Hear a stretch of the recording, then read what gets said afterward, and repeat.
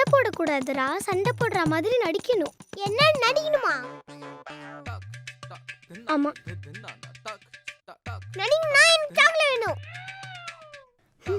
Chocolate கொடுத்து இவன் கிட்ட இருந்து சண்டை போடுறதுக்கு சாக்லேட் இல்லைன்னு சொன்னாலே இவன் சண்டை தானே போடுவான்.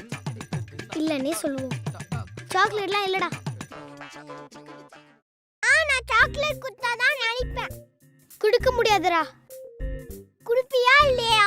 கொடுக்க முடியாதுடா. ஏய் ஏய் டிஸ்கம் இவரு கொடுக்க மாட்டேன். சாக்லேட் குடு. சாக்லேட் குடு. அகில், ஆழியா, விடுங்கடா ரெண்டு பேரும். எதுக்குடா சண்டை போட்டுட்டு இருக்கீங்க? ஏய் ஆழியா, இங்க வா. எதுக்குடா சண்டை போடுற? ஸ்கூலுக்கு போனா படிக்க சொல்றாங்க, வீட்டுக்கு வந்தா நடிக்க சொல்றாங்க. குடும்பமா இது. சாக்லேட் கூட தர மாட்டாங்க. ஆழியா, எதுக்கு சண்டை போடுற? ஒழுங்கா சாரி கேளு. நான் ஏன் கேட்கணும்? சண்டை போட்டல, அப்ப சாரி கேட்கணும் தானே? நீங்க கூட தானே சண்டை போட்டீங்க. முதல்ல நீங்க சாரி கேளுங்க, அதுக்கப்புறம் நாங்க சாரி கேட்டுக்கிறோம்.